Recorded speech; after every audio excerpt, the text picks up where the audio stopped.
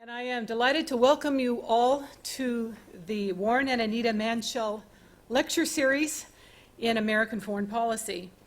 And this is a very fitting kind of an event for the Weatherhead Center because, of course, to study American foreign policy, to shed light on American foreign policy, especially in a rapidly changing world, is one of the central purposes of the Weatherhead Center for International Affairs.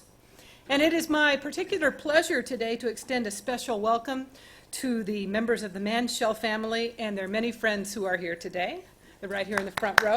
Thank you so much for coming.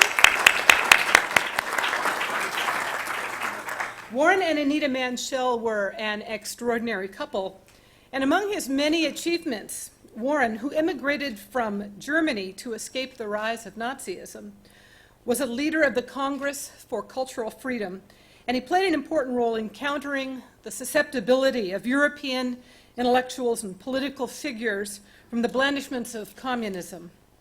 Anita pursued a parallel career in the promotion of art and music.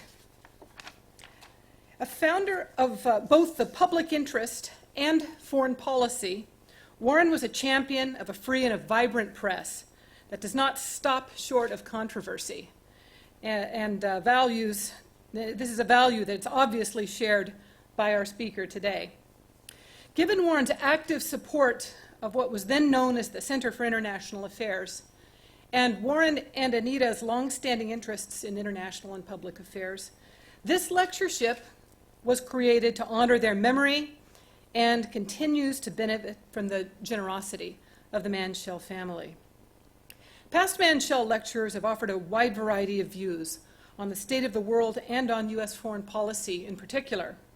They've included Irving Kristol, founder of the Public Interest and the National Interest, Daniel Patrick Moynihan, longtime Democratic senator from New York, Anthony Lake, assistant to the President for National Security Affairs, then Assistant Secretary of State Richard C. Holbrooke, former Secretary of Foreign Relations of Mexico Jorge Castañeda, Richard Fisher, President of the Federal Reserve Bank of Dallas, the Most Reverend Desmond Tutu, Archbishop Emeritus, Cape Town, and recipient of the 1984 Nobel Peace Prize, and Baroness Shirley Williams, one of the founders of the United Kingdom's Social Democratic Party.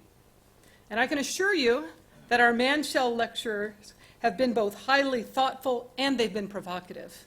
Today's speaker is a most welcome additional beacon among these leading lights. All states lie. This was the professional credo of I.F. Stone, Seymour Hersh's only true rival as an American investigative reporter. Stone might have added that all states kill, generally in proportion to their power.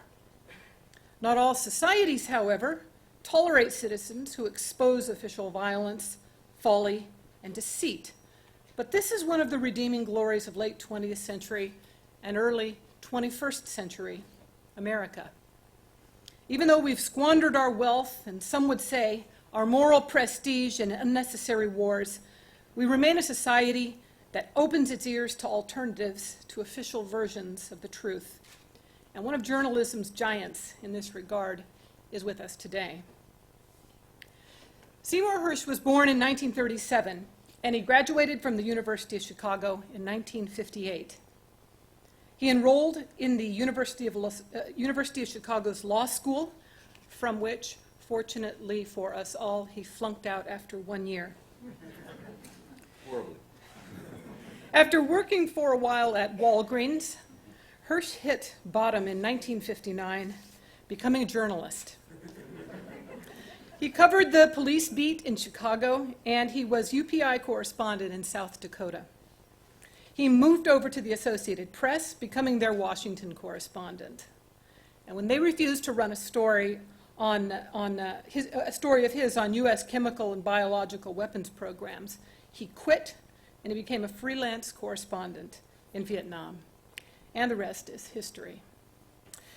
In 1969, he discovered and reported on a massacre of Vietnamese civilians at My Lai and on the Army's subsequent cover-up. For this reporting, he was awarded the Pulitzer Prize. and the first of his 5 George Polk Awards for distinguished achievement in journalism. Among the other stories he has broken or helped to break are Richard Nixon's secret bombing of Cambodia, the CIA's involvement in domestic spying, the American role in the overthrow of the Chilean president, Salvador Allende, the distortion of intelligence reports by the White House and the Pentagon in order to justify the American invasion of Iraq in 2003, the mistreatment of Iraqi prisoners at Abu Ghraib, the existence of secret assassination squads reporting directly to Vice President Cheney's office, among other stories. Seymour Hersh's books include, among others, Chemical and Biological Warfare, America's Hidden Arsenal, 1968, 2 books in 1972 on the My Lai massacres, The Price of Power, Kissinger in the Nixon White House, 1983, which won the National Book Critics Circle Award, The Sampson Option, Israel's Nuclear Arsenal and American Foreign Policy, 1991, The Dark Side of Camelot, 1997, and The Chain of Command, The Road from 9/11 to Abu Ghraib, 2004. He's currently at work on a book about the foreign policy of the Cheney administration, I'm told. Hersh has said that one motive for writing The Price of Power was his disgust at seeing the press, in his words, roll over on its back for so long, saying, "Please scratch my tummy, Dr. Kissinger." I can think of no more fitting introduction for today's speaker than to observe that in all his decades of perilous proximity to power, no one in Washington has ever scratched Seymour Hersh's tummy. Cy, the podium is yours.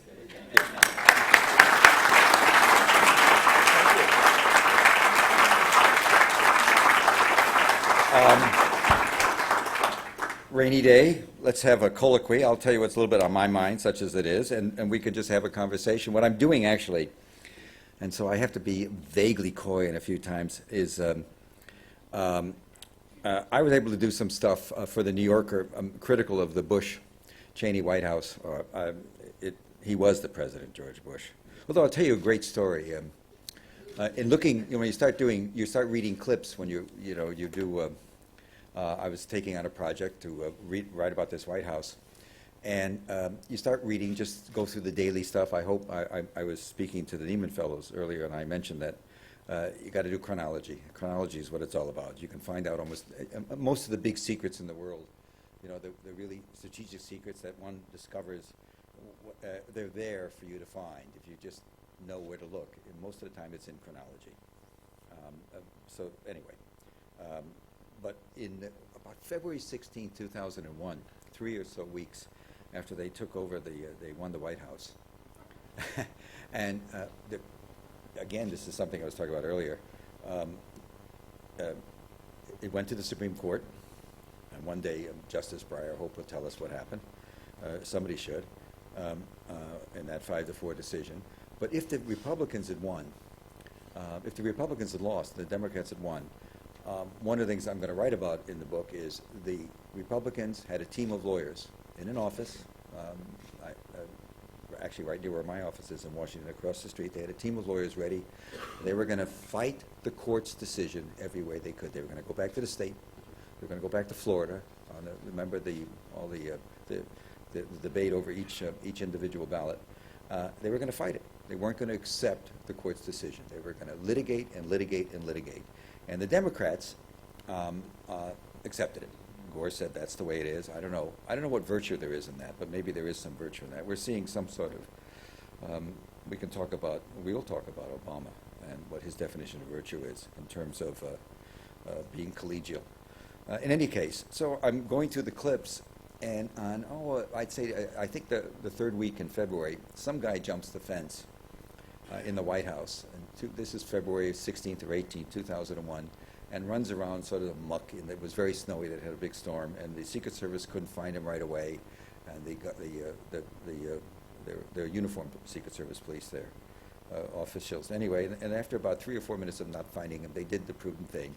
They went and told POTUS, the president, and the vice president to go hide, go into some secure area.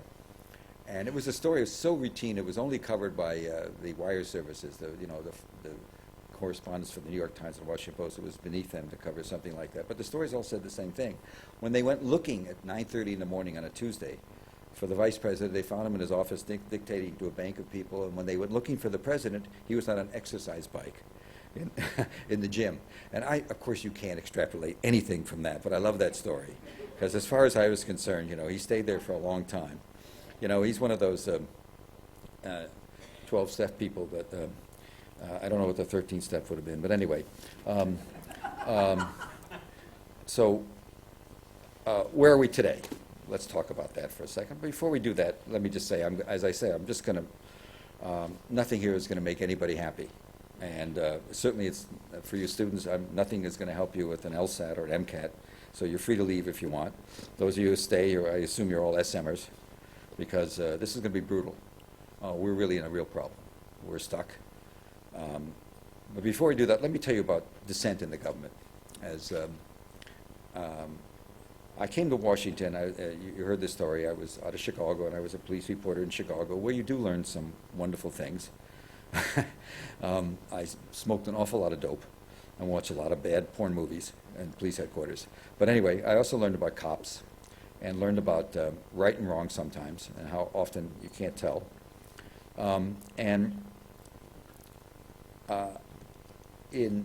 I went to work for the AP eventually, was assigned to Washington, and I was just married, and my wife had been at Berkeley, and her roommate was a paleontologist who married a guy who was one of the leaky carbon daters. He was a geologist named Jack Everton, who's still alive. And Jack was he was chairman of the geology department at Berkeley, UCal, and he came as a public law 313. Some of you might remember that. It was a 2-year commitment you made to the federal government. He came because we were having a terrible problem. We couldn't trust those dirty, rotten commies, and they were insisting on a test ban, and we didn't want to sign a treaty because we were convinced that the Russians would cheat, that they would publicly agree to a test ban, and privately there were big salt domes in Siberia. They were going to maybe explode nuclear weapons. A couple of guys named the Latter brothers. Some of you might remember the Frank Press and that whole crowd. Jack Ruina, a lot of them were here, or mostly at MIT. And good people, but that was the fight. And so Jack came to solve the problem. Jack was gung-ho. And actually, in a way, he sort of introduced me to the black world because he worked for a black FTAC, Air Force Technical Application Center, which is a program in the black, undercover. And he, being so straight and so innocent, he would have me as this punk reporter and my wife to dinner with all these guys who had spent their career in the covert world. So it was great. I was introduced to people, and people are people. And I didn't violate any confidences, and we went on and on. And so finally, Jack, he extended it.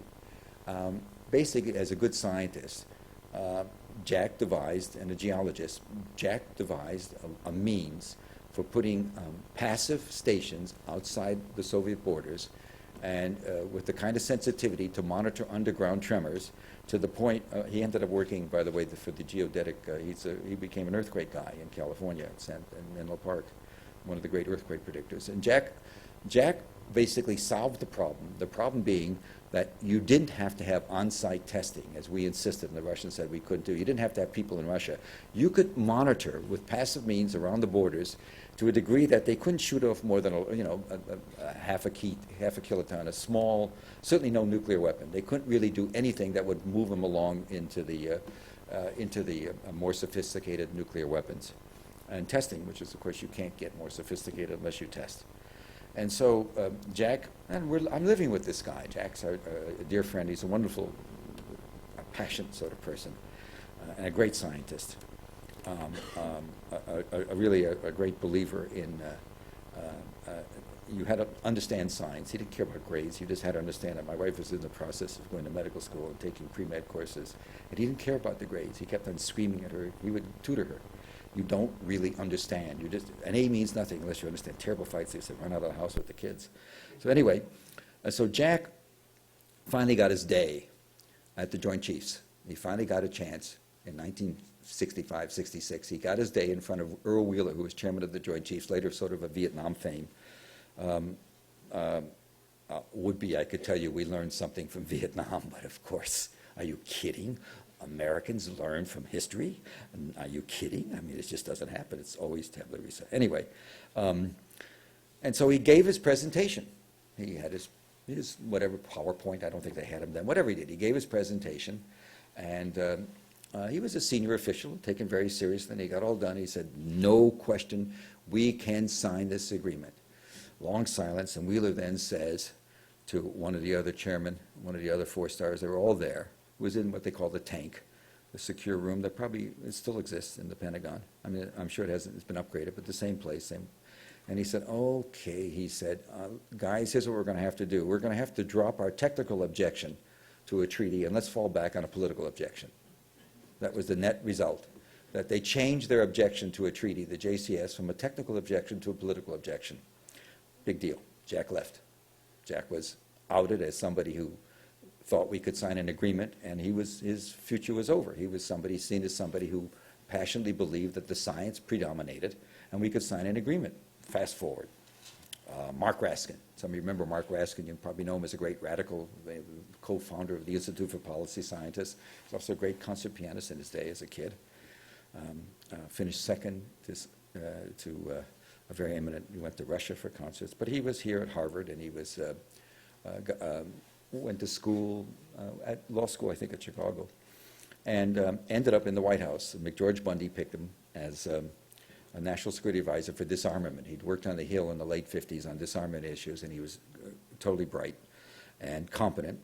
And this was the day, you know, I joke about it all the time, you know, the January 20th, 1961, Harvard takes over the White House, and as somebody said, now the terror begins. But anyway, which wasn't so wrong, really, in terms of Vietnam. Anyway, so Bay of Pigs. Mark knows nothing about the Bay of Pigs. He's just doing his disarmament stuff. The NSC was much smaller then. We're talking about 15, 20 people. A guy named Bromley Smith was the advisor. And of course, the Bay of Pigs happens, and it's a disaster. And they convene a meeting of the staff 2 or 3 days afterwards. And McGeorge Bundy walks in and says, cleverly, I guess Che Guevara learned a lot from Guatemala, which translated means, you had to translate it because it was cryptic.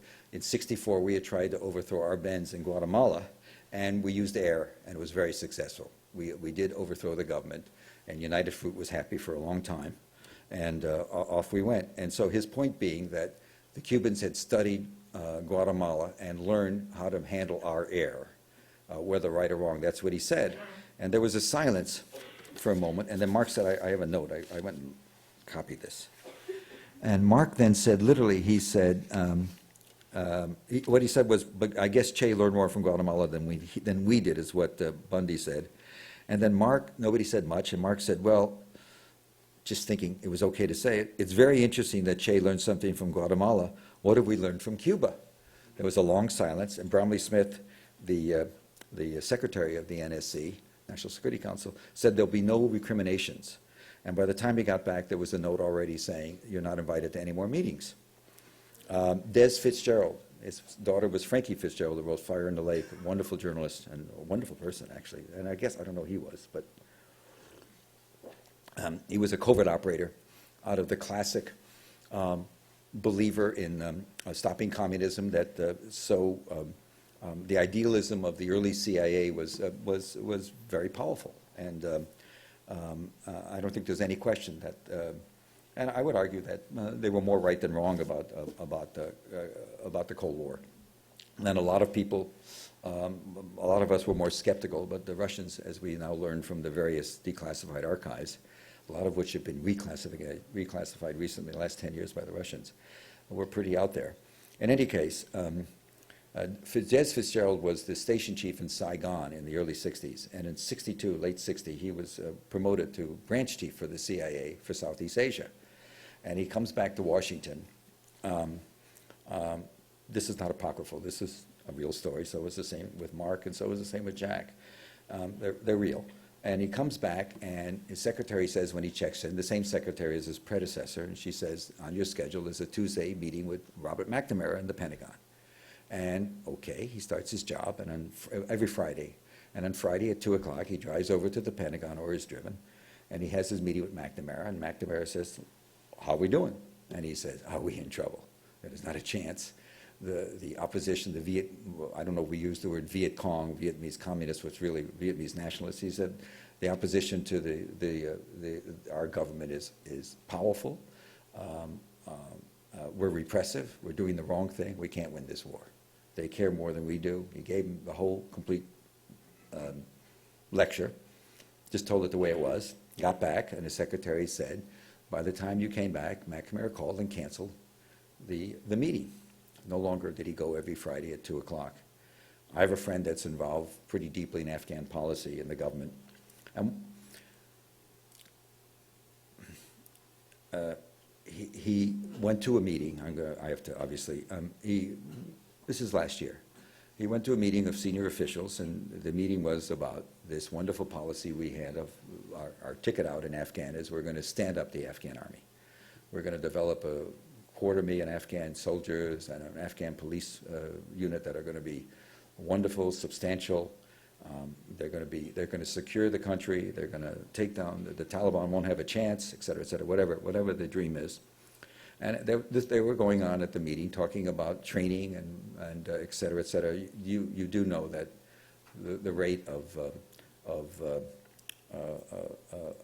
the rate of people leaving, the percentage of soldiers, it's running at a 1/3 attrition rate within weeks. They come in, they get trained, and they go off. The numbers, it's a circle. It's an endless circle. You can build up the numbers, but they're constantly changing because people rotate in and out so much. They take the money and run, as they did also in Iraq. By the way, when Petraeus, who is described by most American journalists as the closest thing that Eisenhower will ever have, when Petraeus also did training in Iraq, the same sort of, thousands and thousands of Shia got a new gun and new clothes and $300 and disappeared in 2 weeks in the American training. But anyway, so my friend is asked at a meeting of the deputies his view, because he's one of the few people that actually knew something about Afghanistan, had spent much of his life. And he does the honorable thing. He thinks about it a second, and he says, not a chance. It's not going to happen. They're not going to stand up. You're not going to get it done. Even, and it's not going to make much difference to the Taliban. Most of the army leadership is Tajik and other alien forces to them. The Tajiks are viewed as just as much outsiders as we are. And by the way, we should really talk about the word insurgency one of these days, because I'm not, excuse me, if you're the Taliban and we invade and you decide to fight us because we're coming into your homeland and dropping bombs, and you're not good guys anyway, but that isn't the point, and you decide to collectively take response, who's the insurgent? I don't know why they're the insurgents, because they don't go along passively with what we want. And nobody ever seems, words sometimes mean something, I think, but apparently less and less. We certainly had this president cares about words. The thing that used to drive me crazy about Bush was words meant nothing to him. They were just words. And so it was very hard to sort of get a handle. In any case, so my friend said what he said. People in the meeting, and we're talking about senior officials like this. And of course, he was told no more meetings. He could go to no more meetings.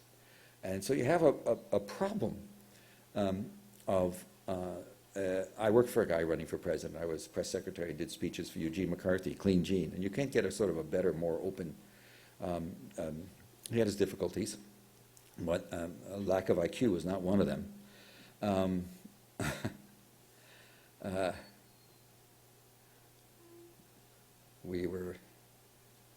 I'll tell you just how smart he was.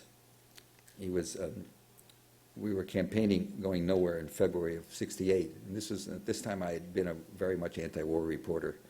And not because I was inherently anti-war, because I'd seen it. It was a lose-lose. And the only honest, objective thing to say about this war, that war, was the faster we're out, the better. That was just my OJT. That was my assessment of that crazy goddamn thing, in which there was just pointless death and excessive death, as there is in all the wars we've managed to fight in the last few years.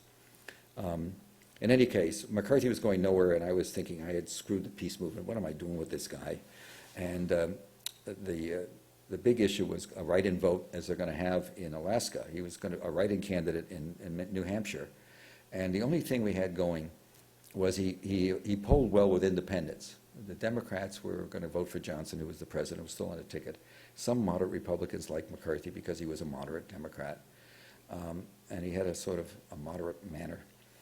And Romney, the governor of Michigan, was the leading independent, and he was getting a large percentage of the votes. And one day Romney told the truth about going to Vietnam, came back, and he said he'd been brainwashed, which of course cost him his chance to be, he was done as a candidate. He was ridiculed, attacked. And so McCarthy, we're on a plane flying to Manchester, New Hampshire, and I'm the diligent, press secretary. And the pilot comes. This is very primitive days. I don't know how we ran a campaign without all this stuff. This, I better turn it off, by the way. And so the pilot came back and said Romney's pulled out. So I typed a little note for him. McCarthy was a great intellectual. He was. And I used to give him little binders, but he'd always put poetry inside. George Sepharis, he loved George Sepharis in particular, and Charles Peguy, early 20th century French, impossible to read, has translated French theologian. He used to tell me he wanted to speak in that style, and I was writing speeches and trying to figure it out.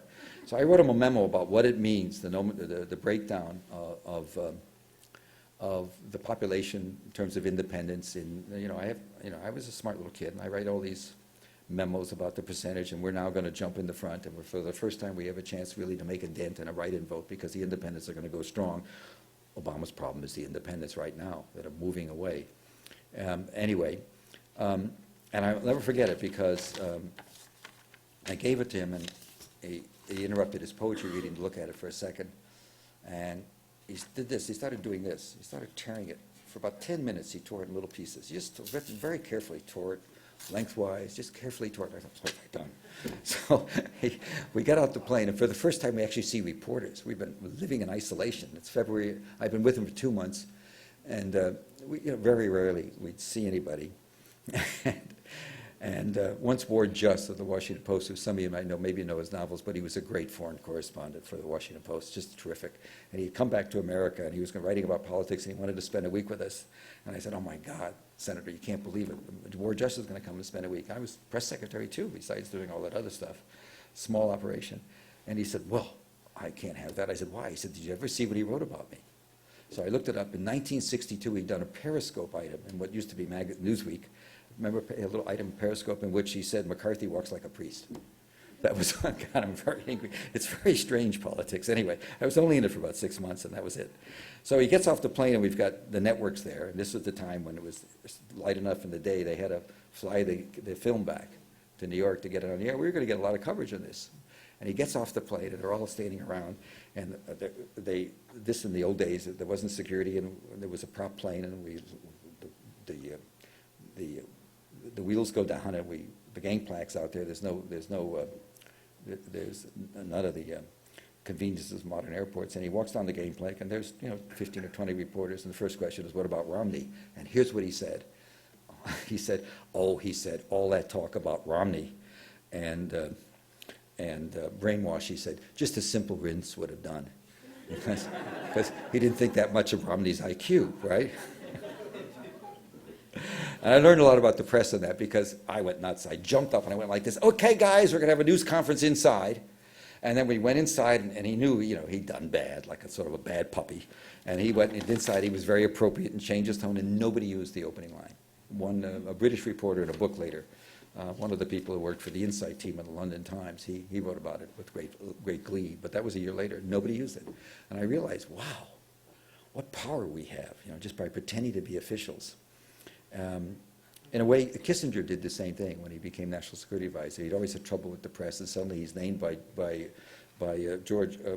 Nixon in '61 to be National Security Advisor. And suddenly, everything he says is silk and golden, and it's going into the New York Times, and it's anonymous sources. He'd never had it so good. Max Frankel, these guys, he's just in love.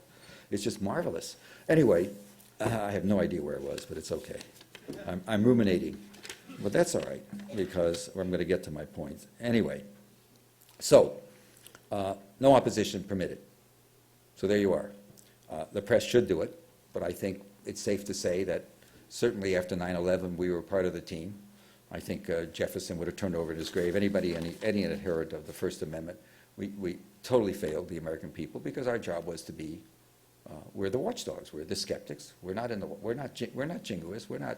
Payback is something. Yes, we can want them to have payback, but we're still to be looking at them skeptically. We did not. It was a collective failure, and it was a deliberate failure. I'm going to write about it. As I started to say, the problem I have is for 2 years I did get people inside because I'm long of tooth and I have no people in the community, and some people, you get to a point where you're 1 or 2 star, you're suddenly assigned to the vice president's office, and you're in the middle of madness, and you don't want to quit because you want to be a 4 star, or you're a civil servant and you want to get to be a senior executive grade, or you want to be Secretary of State, or whatever you want. Or in the case of somebody in the, I had 3 different people, one in the civil bureaucracy, one in the military, and one was in the signals world, which is really sensitive stuff. But anyway, and none of them wanted to give up their career. And so what happens is, and they all knew me for years, so what happened, I became a funnel for some of the sort of the alternative history, and some of which I could get in the New Yorker, but a lot of it you just could not, because I couldn't expose them, the conversations. I couldn't quote specific conversations. Elliot Abrams was deeply involved in in Cheney's deliberations, and Cheney was the horse on most of the foreign policy until about 06. And so what happened, I'm going to do the book after Obama's in, and I was going to do the book. And then it turns out that he doesn't make a change. He keeps Gates. You can love Gates, but you do so at your own peril. Just study what Gates did in the '80s when he worked for Bill Casey. He keeps Gates as secretary. He keeps Mullen as chairman. He still has Petraeus. He gets rid of McKernan, a general who was running the war and doing the war in Afghan counterinsurgency. He was trying to kill people. But he told Gates, he made the mistake of telling Gates early in 2009, are you kidding? 300,000 troops. We're going to need 300,000 troops to get this done. McKernan would never talk about it. He retired. He was forced out. He was fired because he was the wrong guy. And McChrystal, who had been Cheney's, run the Joint Special Operations Command. I have called it assassination squads. They did a lot of killing. Some of the killings were justified. Far more of them were not than you want to know. And we're still in the business. Right now it's a little different. More of the killings are more sterile. We use predators and missiles.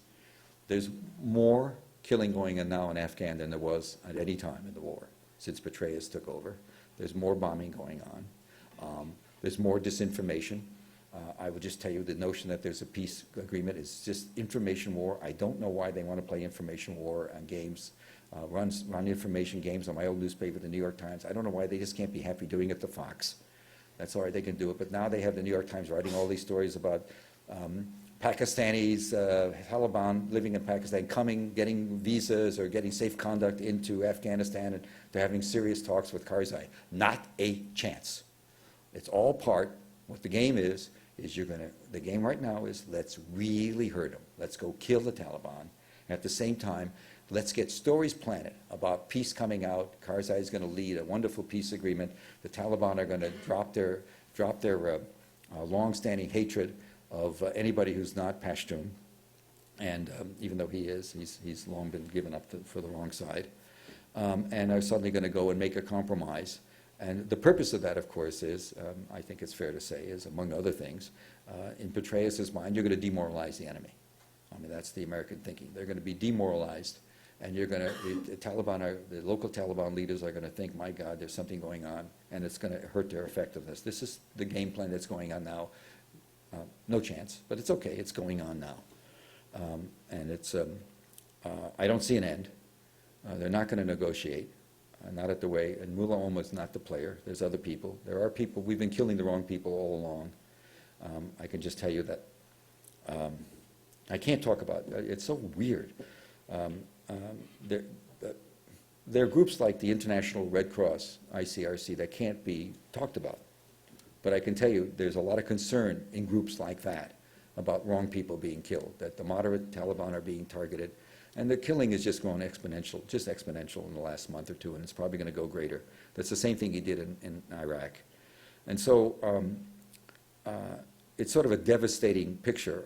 And what happened is, in terms of me and writing about Cheney and Bush in that year, is all of a sudden I discovered, hey, it's still on. The game is still on. The biggest issue that was going on with the Republicans who believed, as Cheney did, and that's not only, we're not talking about neoconservative, we're talking about many people, particularly in the military, that believe that it's us against the Muslims, that we're basically, we are in the 12th century, and we in the military, we're the crusaders protecting the pilgrims from the Muslims, trying to go across. That's literally, I'm telling you, they have little pendants and medals and internal communications, and that's what they see. That's how they see it's okay. They're not supposed to be making the call. The President of the United States is, and he has abdicated. And I would say in the first year, there was a major effort to manipulate him. When it was done, it's not a question of Cheney, but people with Cheney's point of view. If you think about it, most of the generals who got to be 3- and 4-star by 2008 had been anointed either by Cheney or Rummy or Bush. And maybe you remember reading, or you didn't read about it, one of the problems the military had from the beginning, from 01 on, was that they were having, when you got to 3-star, every 3-star had to have an interview with Rumsfeld. I'm sure Gates stopped that when he came in late 2006. But Rummy insisted on seeing everybody and putting them through how do you feel about abortion? I'm not that case, but the same thing that sometimes happens with the court issue. Basically, how do you feel about this? And they had to pass a political test. A lot of them didn't like it. A lot of them would swear. I knew guys that with 2 stars that swear to me, I'm not going to do it, and they would go in and roll over, because what else are you going to do? Your career's on the line. And so I did get access to a lot of people, because among other things in my career, I do think certain things are worth protecting. And there are operations, there are things we do right now, passive intelligence, that I think are great, and we should do. And it's not a question of, and I'm not a pacifist. I was in the Army, and scared the hell out of me. But one thing you learn in the Army is you only fight for your buddy. The only thing about the Army is the flag means nothing. If one of your pals gets hurt, you want payback. And part of the reason you have violence in the Army is it's always there. We learn more about it. It's pretty violent. I was talking earlier today about in Vietnam, there was something known as the Mergook Rule, MGR. Again, I tell everybody it's in Google, look it up. And the Mergook Rule in the Vietnam War was this: if you were accused of killing an innocent civilian, your defense was he was merely a gook. That was the defense. And I know it sounds crazy, but we're having a lot of that in Afghanistan now. There's a lot of random killing of Afghans because they're Afghans or ragheads or what you're going to call them. Anyway, Obama did not do what he needed to do. He had a very good, bright guy that he could have made National Security Secretary of Defense. He did not. I don't know what happened. A very fine guy that was poised to be, thought he'd have the job. A Democrat, doesn't matter. It doesn't matter. Just the reason he would have been different, he had some ideas, and somehow they blackballed him, and he went with the old crowd. And the concern the old crowd had after the election in 2008 was that, is he going to keep the war going? Is he going to keep the global war on terror going? And so Obama fell into it. I think my friends who watched this from the inside in the military would call it treachery. Some even call it worse than that. They were wargaming the president, how to make sure the president expanded a commitment in Afghanistan. In the Woodward book, he's got some of it, but I don't think he quite, there's places where it's there, where Jones complains about, where's this paper coming from? Because they weren't sharing papers with the White House. But he doesn't get to it. I also think there's an incredible sense, and it's painful to say, but it is true, there's racism involved, a lot of it. I've had Navy people say to me that they've heard things that would have been a captain's mask, if you know what that is. If you saw all those wonderful movies with Captain Bligh. A captain's mask in my day, this kind of language about a president, but there's a lot of stuff. I've heard it myself. I've heard them called amazing things by military guys. So here we are. It's 2 years in. He's got absolutely no viable plan, no matter what he says. The killing's going on. The Taliban are not going to cooperate. There are Taliban you can deal with, but we're not dealing with them. You're going to hear a lot of talk about such dealings. It's not happening. Meanwhile, in Pakistan, God only knows, there's a segment, there's groups in the ISI, the intelligence service of Pakistan, that have become, there's a secret unit. It's got a special code word of very hard-nosed guys who literally hate us. We've done something in Pakistan I thought would be impossible to do. You go to Pakistan, the typical thing is you go to Pakistan.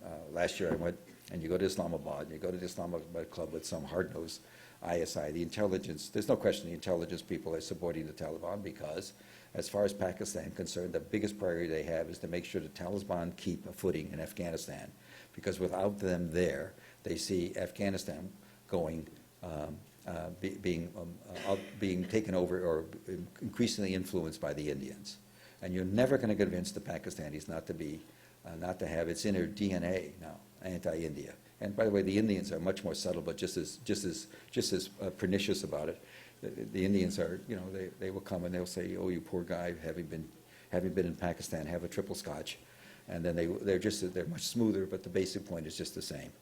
That we know the Pacs are going to get us, and we're going to get them first. And that's pretty scary stuff. It does go on. There's no way we're going to wean the ISI from support of the Taliban because they see that as essential to their national security. They also see some of the Taliban forces in the Hindu Kush as a strategic force against the Indians in places like Kashmir. And we're not going to shake them out of that. So everything's sort of a waiting game. But you have lunch, as I did with this ISI general, who's a very hard-nosed, a fanatical a Muslim. By that I mean a very devout, totally committed Muslim. And he'll say to me, "You stupid Americans, I am a devout Muslim. I am absolutely hardcore. I follow it, but I'm not a jihadist. I don't want to hurt you." And you'll get an hour and a half of invective from this guy, who I've known, I go out there, who I've known from previous visits, much harsher this last visit. And then when you're all done, and here's the amazing thing, as you're leaving, he says, "Now, before you leave, my granddaughter wants to go to Northwestern, and you know somebody." So you still have that, but that's diminishing. That is diminishing. There are people now that really don't like us and want to see us dead. They want to hurt Americans in the ISA, and that's new, and that's dangerous. I guess, you know, if this were Plato's Republic, I guess I could say the simple thing to do is walk away. Just walk out. You know, Ernest Gruening, the former Alaska senator, who was those days, when I first came to Washington, we had Gruening, we had Wayne Morris, we had Hart of Michigan, we had just amazing a group of, even the Republicans, think about it, Javits. We had a real group of high-minded legislators, Harold Hughes from Iowa, and committed. It's just amazing, the diminution of the Congress. Anyway, I don't see it.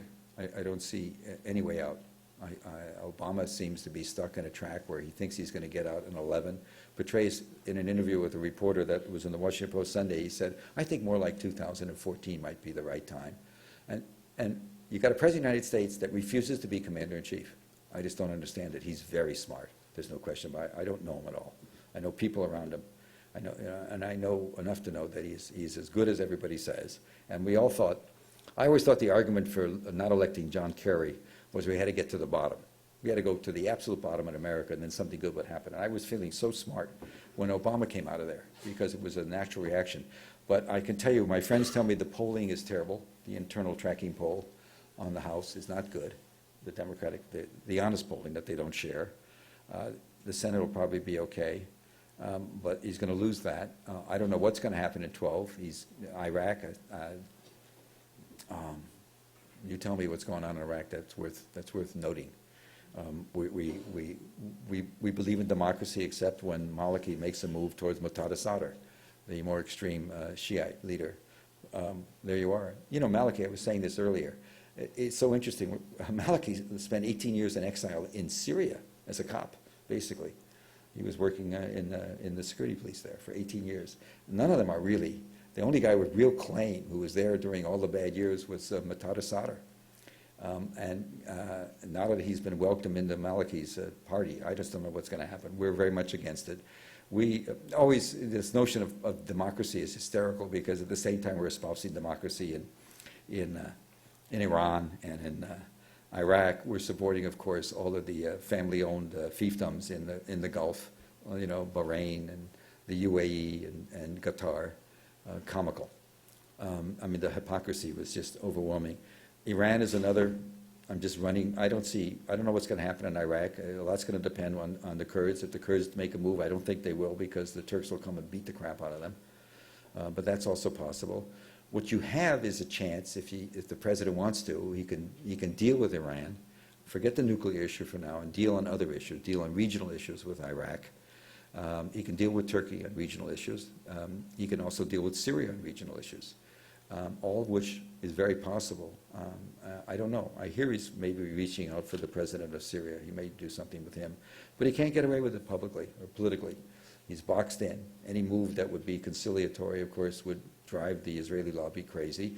And, you know, I have my good friends, even my most adoring pro-Israel friends they will say, well, okay, I will tell you, I've never seen so many dumb people, dumb Jews at one place in my life, and they're all at the top of the Israeli government.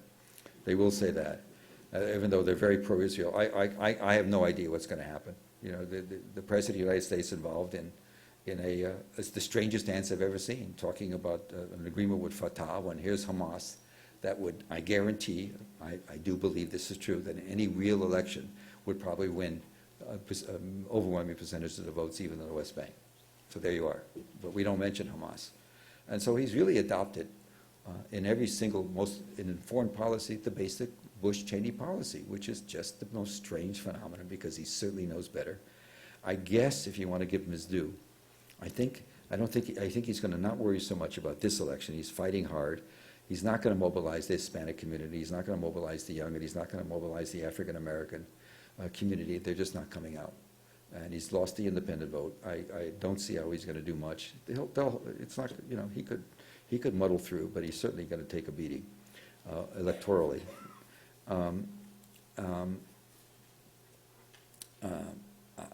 I guess his plan is, Jones left. I know a little bit about Jones. It's more complicated. I think he just knows it's going to be bad, and he doesn't want to be tarred. That's what his good friends say, the National Security Advisor. So, you know, he didn't have access, but nobody has access. You know, one of the things you always hear about a president is isolated. This guy, of course, is isolated, totally isolated, because, you know, the people that control the door. That always happens in campaigns, in presidencies. You can't see him. There's a group of Americans that have been deeply involved in strategic talks with Iran that was sanctioned by Condoleezza Rice, no less, in 2005, that have been going on for the last 2 years under Obama, and they can't get access, although they've made some progress on a lot of collateral issues, forgetting the nuclear issue. And I'll write more one of these days about the nuclear issue. I'll just tell you that whatever the Iranian intentions are, and we don't know, you can always say that they have every intention of doing anything they can. There's no empirical evidence anywhere that they've weaponized, none. And that's not just in our country, in others. And my guess is, I was telling the Neiman people, the crowd today, the Neiman people today, that my heuristic thought is that if Iran would suddenly announce tomorrow, oh, dream of dreams from the Israeli world in certain aspects in America, we have 5 nukes. We have developed 5 small tactical nukes, and we have the means to deliver it. Our position probably would be, not a chance, they're lying. They don't have that. We couldn't acknowledge it, because then we'd have to do something about it. And doing anything about it would be madness. And we know that. The counterattack would be against the gasoline lines in Qatar, which is the second largest supplier, against the UAE, against Bahrain. They would know where to hit. They would put us into $300-400 barrel oil overnight. I mean, they would know what to do. They wouldn't have to go to war with America. Plus, you know, the Middle East would rally around them like unbelievably. We've been doing a lot to help them as it is. This whole Hitler thing drives me nuts. You know, we did really have a Hitler. But then let's see, there was Khrushchev, and then there was Mao, there was Zhou Enlai, and then there was Stalin, some of which came close for sure. By the way, I think Mao and Stalin probably put away a lot more people than Hitler did, but that's different. But Khomeini was a Hitler. Let's see, the guy in Libya, Gaddafi, was a Hitler for a little while. Mullah Omar is a Hitler right now. We just roll from one Hitler to the other publicly, which of course makes it almost impossible to negotiate. You know, we've made everybody Assad, Hafiz Assad for a little while was in that ball game. It's pretty crazy what we do. And so it's a glum picture. He may have, I just don't see the plan. I don't see the plan. He could do some good. He can certainly do some good in Iraq in the short term and defuse tensions there. Maliki is not going to be it's not going to be the Iranian axis of evil does not include Maliki. He's a nationalist. He's probably going to be okay. He's corrupt. He's not going to share any money, oil money, with the Sunnis. He doesn't like the Sunnis. He doesn't like the Ba'ath Party. So that's going to be a problem. There's a lot of oil money there. And by the way, talk about corruption. It's about a 20% fee to get in on the oil fields. And as you also notice something, not one American field company has gotten a big field in Iraq. And I was told years ago by an Iraqi who was up there, he said, we'll burn the oil before we let you get it. I mean, the hatred, it's just amazing. We've managed to put ourselves in a position that the Chinese have done some good. We piggyback a little bit with BP in some fields, but basically we've not gotten any bids. And it's not because we're not willing to pay the 20% under the table. The money's collected by mostly, I understand, Sistani, the Ayatollah, and his fan. The Shia are very mercantile. We're talking about a $5 billion field with as much as $1 billion may be going in corruption. The money is just staggering. And you know who's in charge of the National Bank, by the way, in Iraq? Most people don't know it. Ahmed Chalabi, Mr. Chalabi. I mean, can you imagine? That's a laugh riot, it is. So look, I'm giving you a terrible picture. Maybe there's another way out. Maybe the fact that we're still waging the global war on terror will be wonderful. Maybe the fact that maybe it is true that every predator we fire really does kill a bad guy, and there's no collateral damage, and that every man, every person who loses his wife and child to an American bomb, or what he believes is, we call it now NATO. We use that word NATO in Afghanistan. NATO equals Joint Special Operations Command, and the Rangers who are involved now more and more. And so anyway. Maybe they're not going to want revenge. Maybe the world, maybe there is, any cliche you want about green cheese and the moon or whatever. It's just not going to happen. I don't know how he's going to get out of this mess. He thinks he can get a retreat in 11 out of Afghanistan, build up the Afghan army enough so that it's secure. We're hanging on the Karzai, who's as corrupt as hell, to be matched only by Zardani, the Pakistani president, who I was in Pakistan last year. I knew his wife, Benazir Bhutto, so he invited me. I was there. I was amazed, but he invited me for a little private dinner, the president of Pakistan. And we had a 2.5 hour dinner, and he's got a fortress. He's so frightened like Karzai. Karzai can't take a walk in Kabul without incredible security. He's locked in. Only in Islamabad, it's about a mile of exits, and you get to the presidential palace, which is quite a nice place. And at this time, if you remember last year, there was a war. The Taliban were allegedly very close to Islamabad, about 60 miles away from Swat. They had taken over Swat. And the army was fighting a counterattack. And there were anywhere from, you name the figure, 600,000, over 1 million refugees. It was late summer, about 117 degrees at daytime. That's in Islamabad, probably hotter out there in the provinces, in sort of a desert area. People were living in tent cities. And it was just, I had gone a couple of days earlier to the cities. It was just horrible. I couldn't believe how bad the conditions were in these tent cities. So I'm having dinner with this guy. And I said, Mr. President, you've really got a problem. You've got these people living with very little water, and the only thing protecting them from the sun is a green piece of canvas, and at the primitive conditions, there was problems of dysentery and all health problems. And he said, well, it's good for them. I said, on what basis do you say that? He said, next time they won't be so nice to the Taliban. Collective punishment was something we went to World War II about. I mean, just amazing dialogue, and sort of depressing. And he's still there because what option do we have? We're subordinate. What option do we have? And the war is spreading. Nobody knows.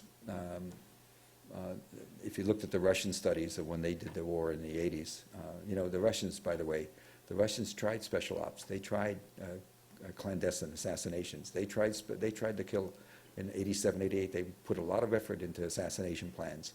They went nowhere with it. We don't learn from history. When General McChrystal, was nominated to be the commander of Afghanistan, there was a hearing. What's the name of that senator from Jim Webb? He's so friggin' smart. You know, Jim Webb was former Secretary of the Navy, very conservative, ran as a Democrat and eked out a victory. He is terrifyingly smart.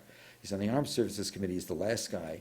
And McChrystal's going through for his nomination, and he's just blah, blah, blah.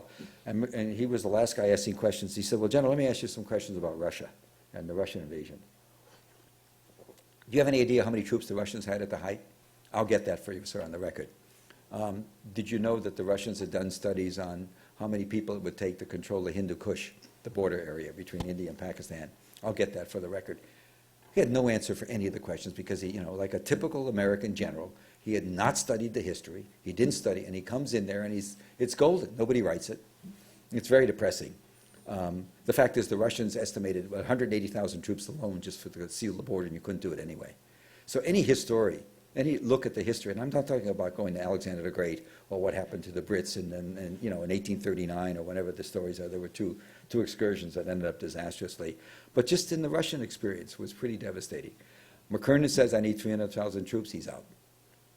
And then they claim that he's out because he didn't understand counterinsurgency. And what do we have now? Do you think we have much counterinsurgency now? Do you think there's a lot of Americans going and talking to people and interested in building wells and helping them out? No. They'll talk that way. Let's do some questions, because some of you will certainly disagree with me about everything. And I'll even tolerate it. Yes? Yeah, I'll just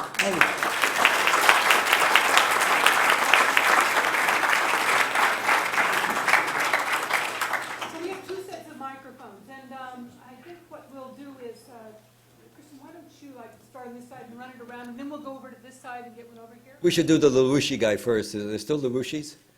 Do you remember Lyndon LaRouche? Do you remember that? There used to be a period that ended about 3 years ago where the first question was always from a LaRouche. But let's go. Let's go. Somebody. Back here and back.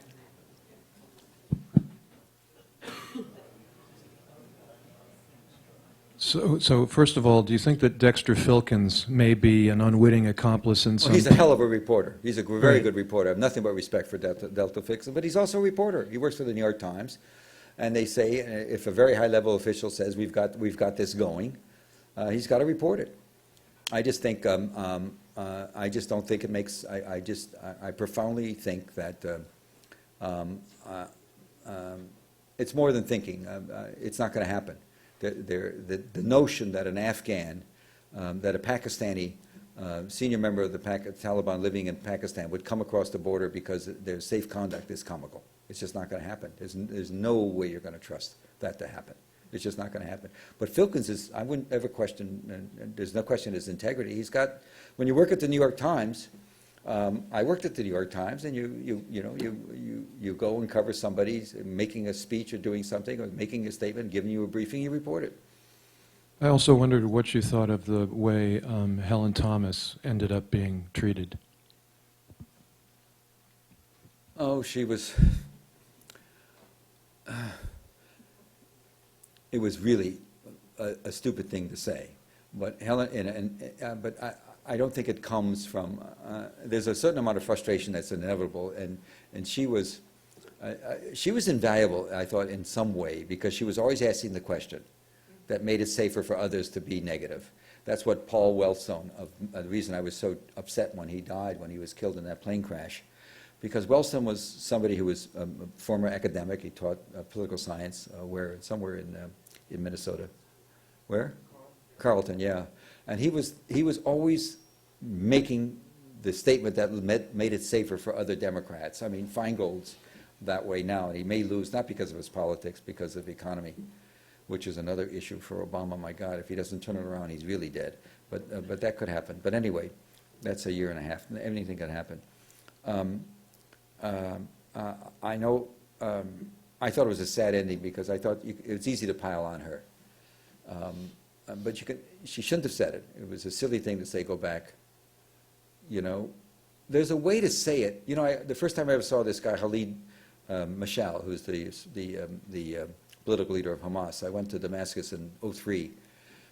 Bashar, the president of Syria, and I'm the commie reporter, I can do that. And I got to see Khalid Mashal, if you remember, he was the one that the Israelis tried to assassinate in 1997 in Jordan. They hit him with a poison, and the guys who did it got caught in a car, the 4 Israeli agents, and their story fell apart very quickly. And before long, our CIA, a guy named Dave Manners, who ran our CIA station then in Amman, had to send a crew out to give him the antidote and save his life.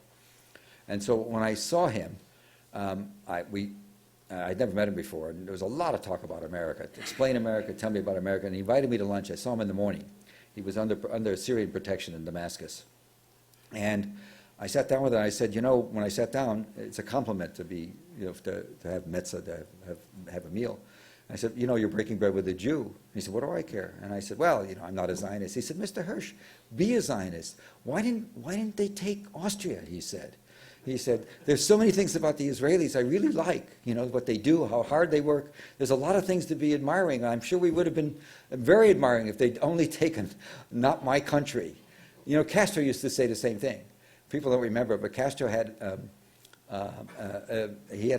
relationships with Israel. He had the Israeli ambassador to Castro until '74. Nasser said to him eventually, this is a story he doesn't like to tell, but Nasser said to him, if you want any help at all, in any way at all, from the Arab world, you have to break it with Israel.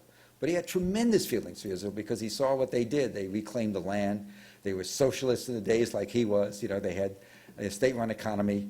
And the Israeli ambassador in the early 70s used to go cut cotton and pick like that. And it was an amazing sort of, it didn't have to happen. What happened didn't have to happen. But it did. They walked away from first principles after '67. They took land that didn't belong to them. That legally, under international law, you got to give it back if you win it militarily. Let's do some more. I didn't answer about Helen because I don't have an answer. She should have said it. Hello. I just read that Obama's planning a trip early next year to Pakistan. What's the implication of that, and vis-a-vis India and the support for the war, etc.? He's going first to India this year without visiting Pakistan. That's going to really endear him. Do you remember Bush did that? He went to India first. When he made the nuclear deal with India, he allowed India to continue getting fuel for its reactors without joining the IAEA. I mean, astonishing. And then went to Pakistan, and he was asked about it. He said, well, we can't really trust you guys. I wrote last year a piece about nukes in Pakistan. That was sort of a null and void because often you write stories that nobody knows what the hell to think about because they don't know. I mean, I could be crazy, or if I have sources, they don't know what they are. But I will tell you, it is a huge preoccupation with the American government, the fact that Pakistan has anywhere from 60 to 80 to 100 weapons, including many of them miniaturized, and they have done the testing. It's a huge, huge major problem. We have war gamed it to death. We're going to have teams go in. We're going to firebomb them. We're going to do this or that. It's a huge, huge problem for us, particularly as there's more and more anger at America. Pakistan military is still in control, and there's enough residual goodwill. There's still this amazing distinction that most people in the world still make, a distinction between we Americans, which we are likable. Go anywhere. Go to Yemen. Go anywhere. I wouldn't go everywhere in Yemen, but in Sana'a you can go, and people are interested in America. They want to talk to you about it. They want to say why you're so screwed up. But they make a distinction between the policy and the people. And if we start losing that in Pakistan, we're in real trouble because they are nuclear armed. And the control is totally in the hands of the military. Zardari has very little control, none whatsoever, thank God. I wouldn't want him to have it. He'd sell the weapons. He's a crook, I think. Yes, somebody else with Mike. We should, by the way, I know it's going to be party time soon here, isn't it? So let me get out of here in 20 minutes. Don't you have a lot of fun at night here? Gay, exotic. Cambridge? Your comments so far have been, I think, indicating that we're in a quagmire in Afghanistan. Do you see the answer as our just simply getting out, or are you foreseeing us there for an indefinite period? Well, the military's answer is give us 10 years and we'll stabilize it. It might take that long. They actually literally say that, Petraeus and others. He just said, really, 2014, the Afghanistan army will be built up to the point where we can get out. I guess the model being the Iraqi army, which is pretty much anti-Sunni, And so, you still have sectarian problems galore. And there was a story the other week in the Times that I think is totally accurate. I mean, I haven't asked anybody about it, about some of the awakening, some of the Sunnis who were paid by us to kill the Al-Qaeda. And, I wish we hadn't made the OBL what we did with him. That was I was just walking here today and saying to somebody, it's amazing what happened. If you think about how other countries react to crises, terrorists, no question, anti-Indian terrorists blew up the Mumbai train station, 700 dead. Even more in relation in terms of numbers, 400 were killed in Madrid when the train was blown up, train station. And when you compare statistically the population of Madrid with us, it's pretty much the numbers of 9/11, that's, I think, is roughly comparable. That's a huge trauma. And in both cases, those governments did not declare the global war on terror. What they did is they made a police action. And that was the problem. I could tell you right now, inside the government, it wasn't, the notion that everybody said, let's go bomb the Taliban and get a quick victory. And let's, have this wonderful early victory we had, if you remember. Then, of course, we didn't stabilize the country. We moved down to Iraq, where we thought we'd do well, too, just as easily. There were people saying no, that the Taliban were saying, they were getting messages from the Taliban saying, tell us what you want, let's talk about it. Because there was not always a lot of love among the Taliban. And the CIA had done, and I actually have this in my office, they had done some internal profiles of the Taliban leadership, about 60 of them, from Mullah Omar on. And one of those things they discovered is a small percentage, less than 15%, were really hostile to OBL. And as some of you may know, there's a dissident guy, Anas, in London, who was a leader of the Mujahideen, who split, and has been very active in saying that OBL was not an honorable, this is a deviation from what we wanted. We don't believe in this kind of war. And there was a split in the party. He won. OBL won. They killed the opposition, and they went on. Aziz. And anyway, the point is that I don't know. I just think we're going to end up in a. Quagmire is a good word. That was a Vietnam word. You probably remember it. But he's going in with his eyes wide open, Obama. He's going in on this one. I don't know. He's just so smart. He's got to know that I think his only calculation must be, we have this debate all the time with my friends, and his thought must be, he can maybe by 2011, the economy will come back, which is the determining issue, and Iraq will settle down, Maliki will settle down, and because of the oil money, they'll manage to buy their way into some peace or some compromise with the Sunnis. So far, they haven't done it. We want them to, but they haven't. Maybe the Kurds will keep, the Turks will keep the pressure on the Kurds to keep them in the game in terms of the notion that we don't want a balkanized Iraq, and the Middle East does not want a balkanized Iraq. So we can paste that country together at least long enough to get by the 211, 212. He can claim some success there and straggle through. I don't know what they're seeing in Pakistan. I was talking to somebody today who was saying, who knows a lot more about it than I do, was saying today that the Pakistani Taliban are still in Waziristan, in North Waziristan. We haven't gotten rid of them. We've driven an awful lot of the Pakistani Taliban out of South Waziristan and out of places in North Waziristan. And where do they go? They go to Baluchistan, they go to other provinces, Sindh. They spread the insurgency, that wonderful word. Those are insurgents in a case, I guess, really. They spread it into the rest of the country. So it's destabilizing. Lahore is destabilized. Karachi, they're having terrible riots. Karachi's on the edge of being out of control. There's parts of Karachi that are simply ungovernable, that are basically and so, it's so gloomy. And look, I'm reflecting gloom of people that are four-star, who's very, very smart. And by the way, you take the top 10% of our academy people, they're very good. They are really good. We have a lot of really amazingly smart people in the military. And often, they're muzzled a lot because they can't. And we have an awful lot. Marines are classic. You either get the dumbest in the world general Marine, or you get the smartest. The Marine who wanted to be, a priest, but couldn't stand this, couldn't handle the celibacy stuff. The other priesthood was the Marine Corps. And so I'm serious. You have guys that are just totally amazing. One of my people is, He describes what's going on as the only way to understand the process today is you have to read Freud, Herodotus, Thucydides, and Shakespeare, he said, to understand them.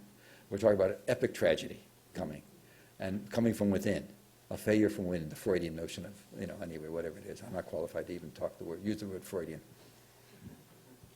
I'd like to verify that I heard something correctly. I think I heard that Obama was war gamed by the military to expand the war, and there's racism involved. Are you alleging that there's an element of racism in the military's relations with the president? I'm just saying that I know officers who have said very shocking things to me. That's what I know. And I know officers who have said that in certain commands they've heard things that were said that were very bad. I'm not suggesting that racism is a factor in the policy. I'm just saying that it exists. I mean, do you doubt that racism exists in America? I mean, let me posit this to you. Let's see, Bill Clinton, in 1999, he bombed Kosovo. I think it's fair to say that he thereby was the first American president since World War II to bomb white people. Now, I don't know what that means. It could mean nothing. But it is interesting. It's a historical fact. Racism exists, and there's a lot of it. In the military has always been a little better than most, but there is racism. I'm not suggesting it's driving the policy. I don't know. That would be way too extreme. They're not doing it because, but there are people who view him in harsh terms. He's not a good old boy. And there's a lot of good old boys making a lot of decisions in a lot of places. And so that does exist. I don't think there's any question that by war gamed, I'm suggesting that. Yeah, no, nobody could say that there's a connection between policy, but there is racism. I mean, it's look, the Tea Party. Do you not think that has a racist element in it? I just want to verify that I heard your intent correct. Okay. I get worried about people that use the word verify. Huh? It's journalism. Yeah.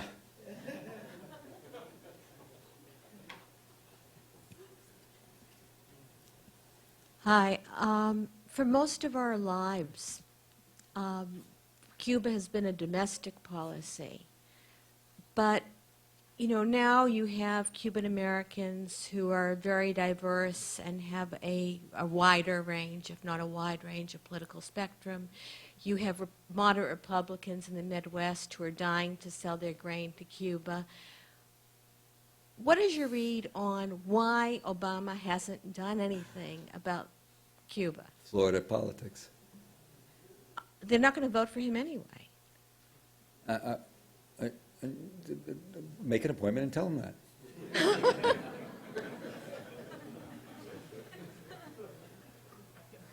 Should we do a couple more? 5:70. We'll go a few more minutes. Go ahead. I was going to ask you about the legacy of Abdul Ghaffar Khan, but I think I'll ask you another question. Okay. We haven't talked about torture. We haven't talked about the black sites. And to me, that, from what I've read, that's something that does continue under Obama. Would you talk about those issues, please? Sure.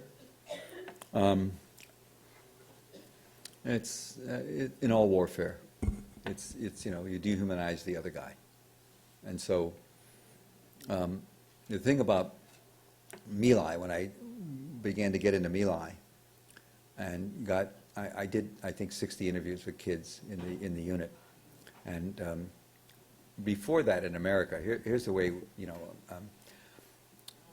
we'd been so brainwashed. If you've read Paul Fussell's stuff, about the censorship in World War II, we were brainwashed by war. We were not allowed to see what war was really like. And Fussell's written, I guess is he still alive, still at Yale? I know he was there years ago. He's written a couple of books on this. We weren't allowed to see. The censorship was so acute. And so here comes this punk kid out of Chicago saying in this story that, you know what? We actually don't fight wars much better than the evil Nips and the Krauts. I'm not talking about the Holocaust. I'm talking about how war was fought. And we don't fight war in the battlefield any better than anybody else. And we've had all this stuff told us about how the Japanese did this and the Germans did this and shooting of prisoners and torture and all that. Turns out we don't fight any better. It was really sort of very upsetting for a lot of Americans.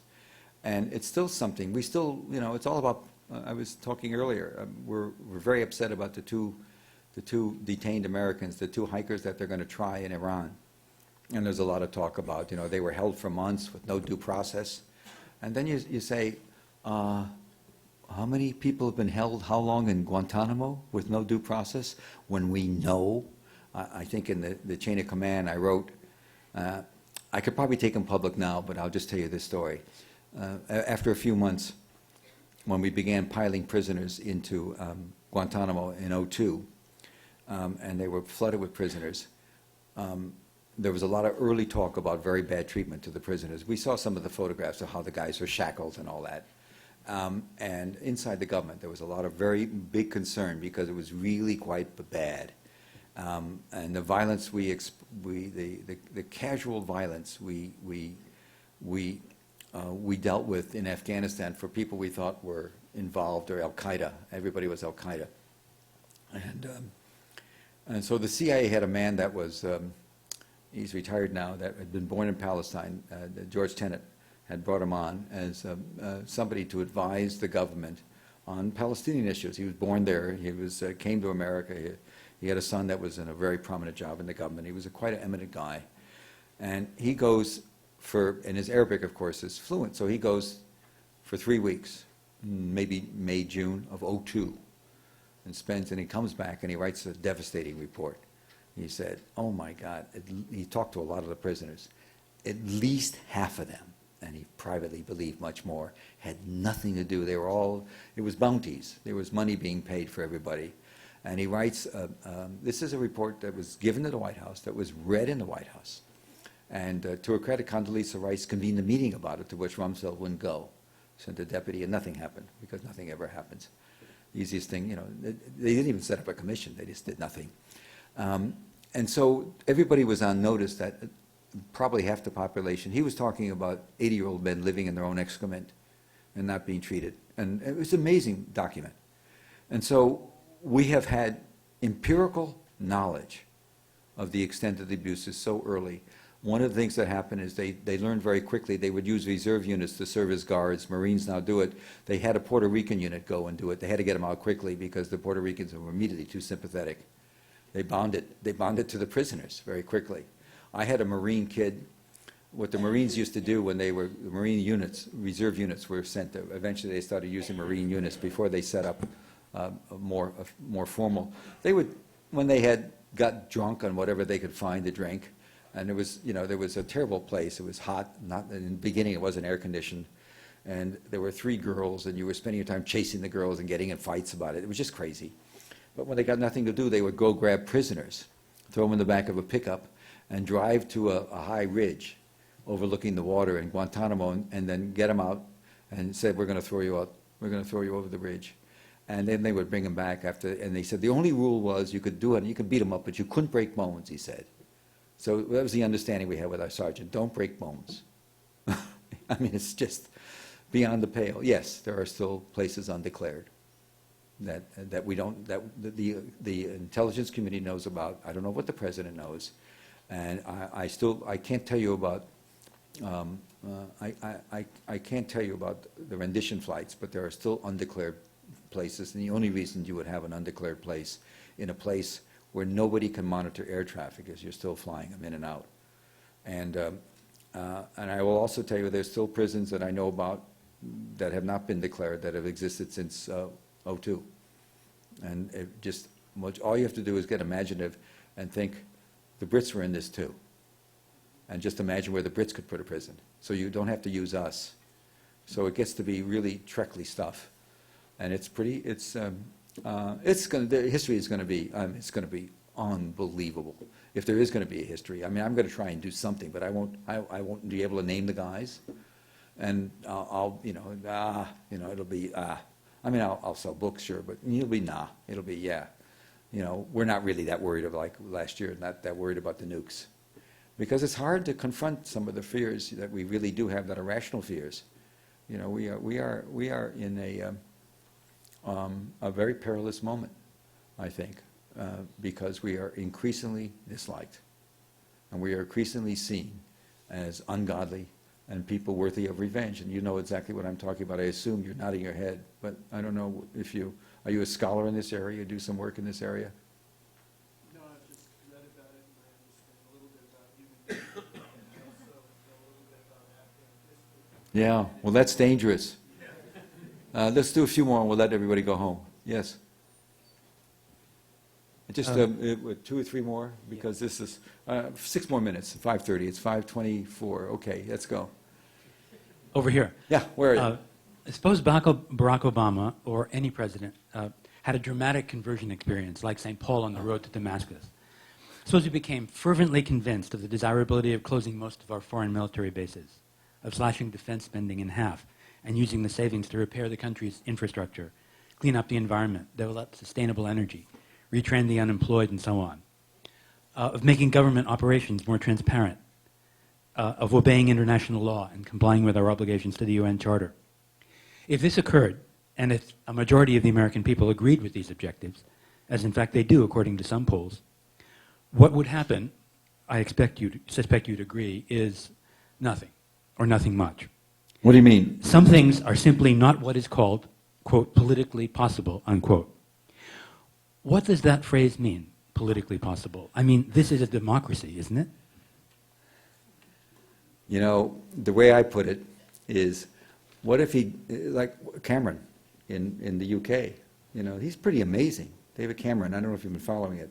He took a 40% bite of the defense budget the other day. I mean, that's a huge bite. 40% less tanks, fewer tanks rather. It is fewer. Anyway, the way I always put that argument to myself is, this is a country in terrible economic distress. We have an infrastructure that's in real danger. He could have taken a couple of $1 trillion and put a few million people to work in a social works program, you know, WPPA, whatever it is, to rebuild the infrastructure with some of the money he's throwing away daily. The cost is extraordinary. The costs that they're telling you are not nearly the cost of, for example, in Afghanistan. Don't forget, it's so cynical. We're sending 30,000 more troops, right? Well, it's actually 38,000. And the number of collateral people is roughly, in Iraq, it was 2 to 1. It's a little bit more like 1 to 1. So we're going to have 38,000 people from the Philippines or Senegal or wherever come and to do the cleaning and the, you know, whatever they do. And by the way, what I'm telling you now is pretty much what I've been told repeatedly. Since we have no linguist skills in Pashto, we're going to, you know, to work in the Taliban-controlled areas, we're going to have to hire interpreters, all of whom we understand will be vetted by the Taliban before they go to work for our units as interpreters. So I asked somebody in the special ops world, I said, whoa, explain that to me. He said, well, he said, there is an upside because we can put information in through the interpreters to the Taliban. So that's how they sell the idea that we can sort of reverse psych it. I don't know what to tell you. You've asked a great question. You've asked the classic question about America. And somehow I had this crazy notion that this guy was going to do something that would move it that way. I had this notion that he was going to see the value of public works, the only economic, and see the value of letting the whatever happened in the banking community play out. You know, what happened with TARP, of course, is, look, I'm so far from an expert, but I will tell you that the first thing that happened to that money is everybody whose bank stock went from 100 to $1 suddenly got their money back at 100. They paid off all the bank stocks. Everybody got rich again. And so it's just, it was just a nightmare. And from the beginning, he decided to go the way he went, which was a very conventional political way. And could he have done it? Would there have been a rebellion in America? No. He had an awful lot of public support. And he's disappointed a lot of people. And it's very, and I don't know. He can still, because the intelligence is so overwhelming.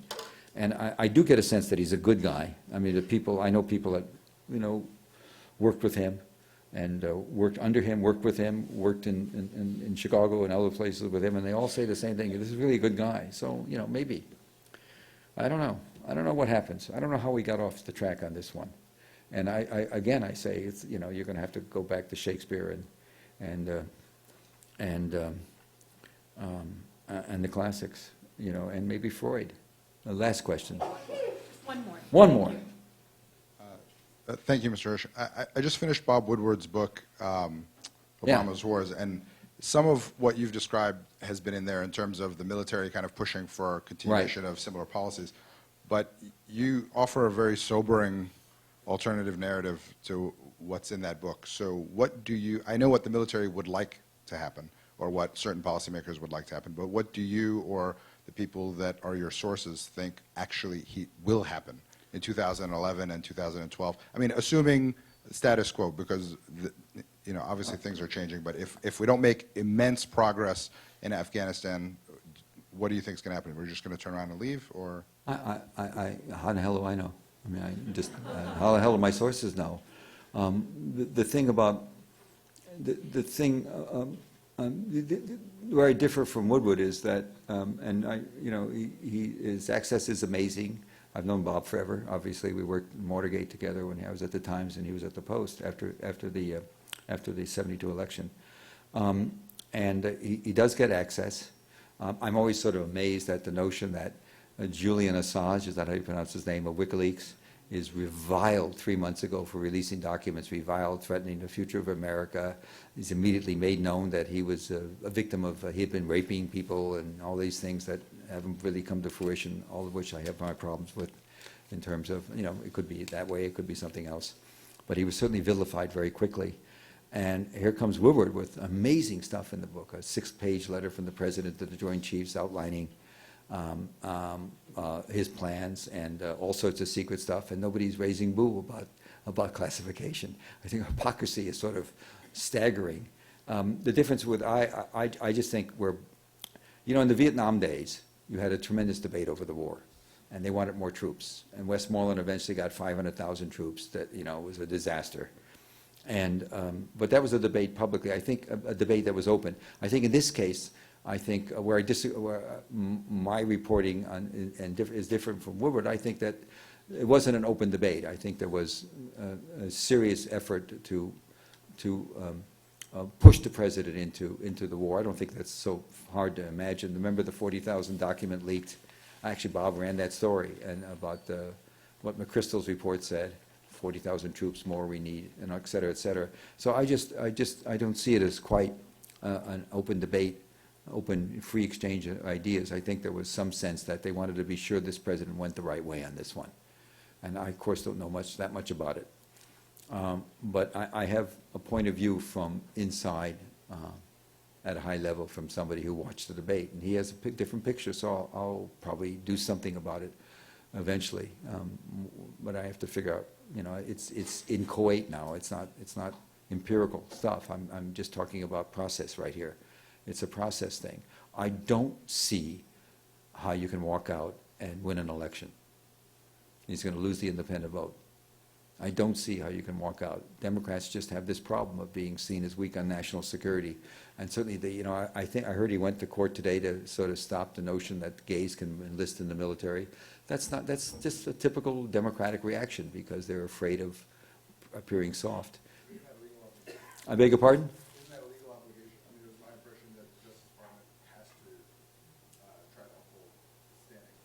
Well, but so what you do is you go into court and you try and get an injunction. That's okay. I mean, I don't think that's. Is that what he did? That's what I was. Did he go and ask for injunction? I mean, but that's not a surprise. And that his Supreme Court has. His attorney, Solicitor General, when Kagan was there, was constantly advocating things that were, I thought, the kind of stuff we didn't want him to do. Secrecy, the notion that there were certain classified issues that were so important that a judge couldn't handle the case, that had to be thrown out. What was I don't know the exact phrase, but in any case, it was very disappointing. Very disappointing.